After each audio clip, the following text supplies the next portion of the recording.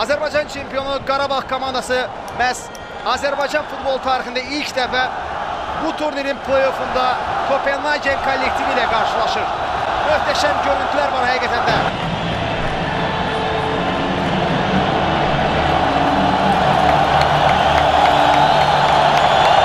Bu hissləri biz bugün yaşayırıq.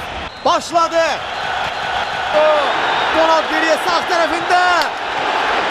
Dino Endilovu, Endilovu ve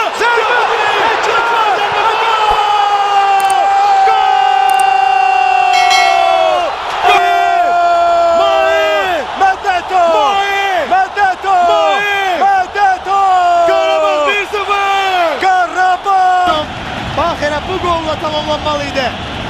Əla zərbə. Mahir Mədətov.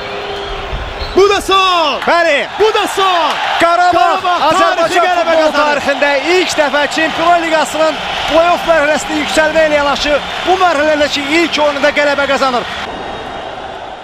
Yine Verbiç topladı. Yine özür eləmək istəyir Verbiç. Verbiç və Şehiç. Əfran. Artıq hərəkətlər lazım deyil Əfran. Eləmə belə. Eləmə belə. Mərkəzə doğru eləməsi heç məqsədə uyğun deyildi Əfranın. Gregoş topun yanında cərimə meydançasına göndərir. Şehiç qapısını tərk edir. Və top qapıdan keçir. Çıxmasaydı Pavloviç onsuz da o qədər uğurlu bir zərbə endirə bilməyəcəkdi. Yəni top düz üstünə gəlir. Onsuz da sıxlıq var və hər futbolçunu demək olar ki, bir oyunçumuz tutub.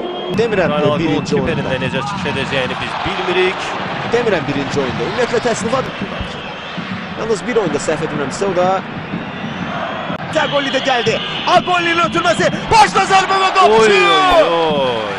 Son anda o isə. Agolli. Bax bu cür cina.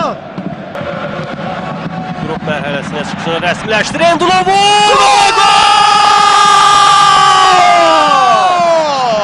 Dino Endilovu. Yaxşı deyil. Çox düzgün dəyərləndirdi vəziyyəti Endilovu və hesabı açır. Qarabağ 1. 2 verin ulan. Yenidən topu öndəyik. saxladı və dərhal cinaha. Deyəblər indi qapımız qarşısında. Ankersenin ötürməsi. Offside var mı orada? Yoxdur, offside. Hardaydı. Yox edəmsə. Bitir! Malenko penaltini səsləndirir. Təbriklər Qarabağ, təbriklər Qurban Qurbanov. Bütün rəhbərliyi futbol